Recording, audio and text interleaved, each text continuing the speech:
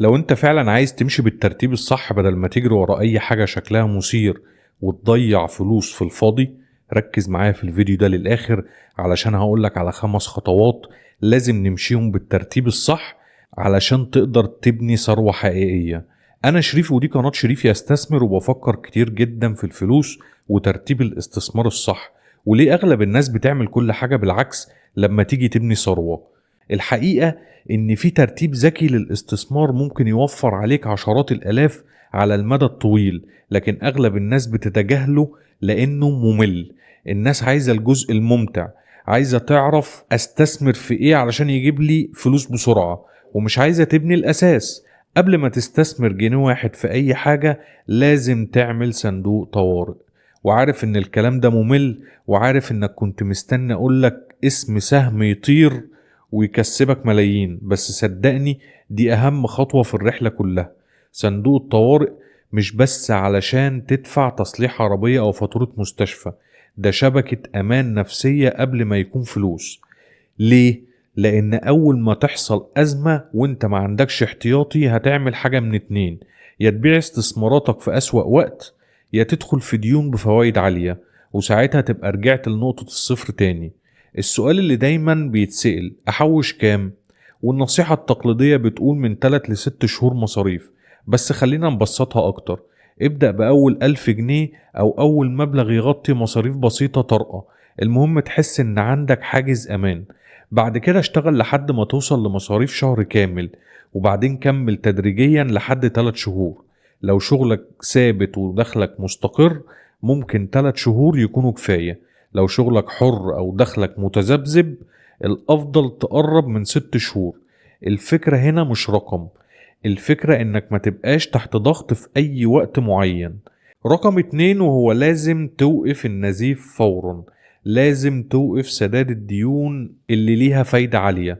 بعد ما تبني صندوق طوارئ تيجي أهم خطوة في الرحلة كلها: لازم توقف النزيف. لأن مفيش أي منطق إنك تحاول تستثمر وتكبر فلوسك وإنت في نفس الوقت بتدفع فايدة 20% أو 25% على كريدت كارد أو على قرض استهلاكي.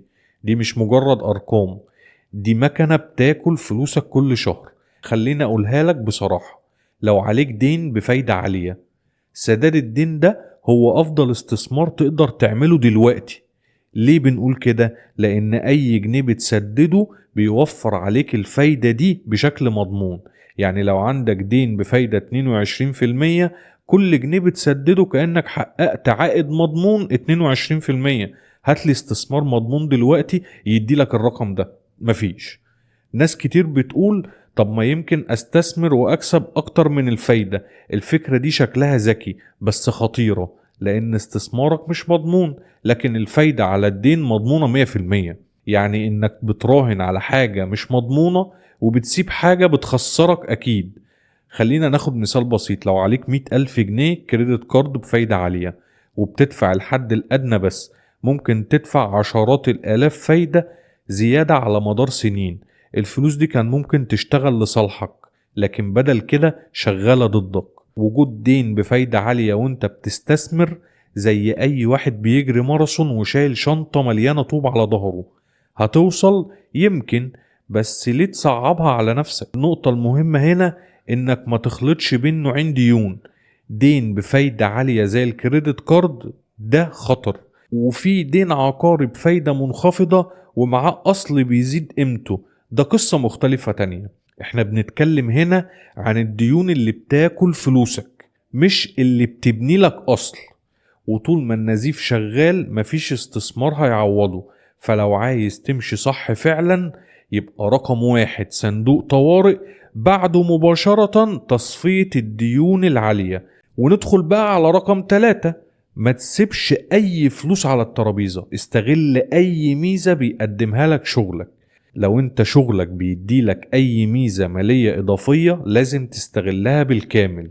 الميزة دي ممكن تيجي بأشكال مختلفة، يعني مثلا شركة بتعمل صندوق ادخار وبتضيف نسبة على اللي بتحطه، أو برنامج شراء أسهم موظفين بخصم، أو حتى مكافآت سنوية لو التزمت بخطة ادخار.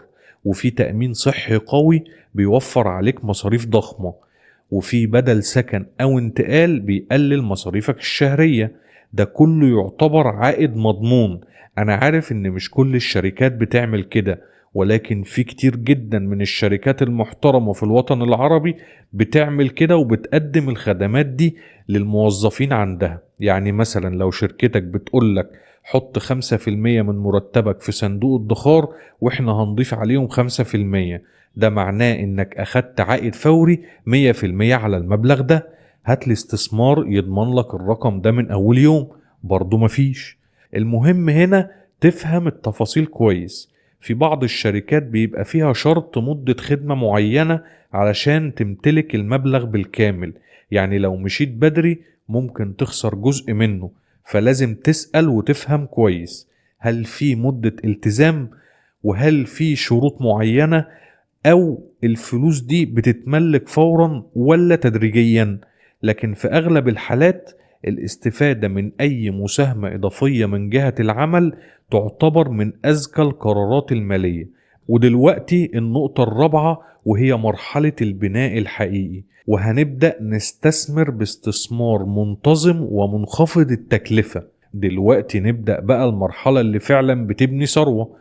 وهنا ناس كتير بتغلط، أول ما توصل للمرحلة دي الحماس ياخدك، تدخل جروبات عليها توصيات مالية، تتابع الترندات اللي شغالة دلوقتي، تجري ورا سهم هيطير لفوق أو عملة رقمية هتقلب حياتك. لكن خلينا أقولك الحقيقة اللي محدش بيحب يسمعها، الثروة الحقيقية بتتبني بالانتظام مش بالضربة الكبيرة.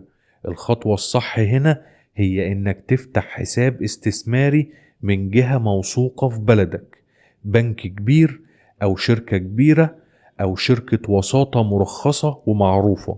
وبعدين تبدأ تعمل حاجة بسيطة جدا لكن بيكون تأثيرها ضخم على المدى الطويل، وهي استثمار شهري ثابت. حتى لو المبلغ ده انت شايف انه صغير، الفكرة انك تحط باستمرار. ليه الانتظام مهم؟ لانك كده بتستفيد من حاجة اسمها متوسط التكلفة، يعني تشتري لما السوق عالي وتشتري لما السوق واطي، وفي الاخر متوسط سعر دخولك بيبقى منطقي. مش محتاج تتوقع السوق، مش محتاج تبقى خبير اقتصادي، ولا محتاج اي استشارة اقتصادية. انت محتاج بس التزام. ركز في ادوات بسيطة ورسومها تكون قليلة، زي صناديق المؤشرات اللي بتبيع سوق كامل بدل ما تراهن على سهم واحد. لان كل ما الرسوم بتقل كل ما فلوس اكتر تفضل في جيبك. ناس كتير متخيلة ان الذكاء في اختيار سهم معين، لكن الذكاء الحقيقي في بناء نظام مستمر. كمان مهم جدا تنوع استثماراتك، ما تحطش كل فلوسك في سوق بلدك بس. اقتصاد اي دولة ممكن يمر بأزمات، يبقى هنا التنويع بيدي امان اكتر. ونبدأ بقى في اخر نقطة وهي النقطة الخامسة، ودي المخاطرة الذكية اللي بتيجي في الاخر مش في اول الطريق.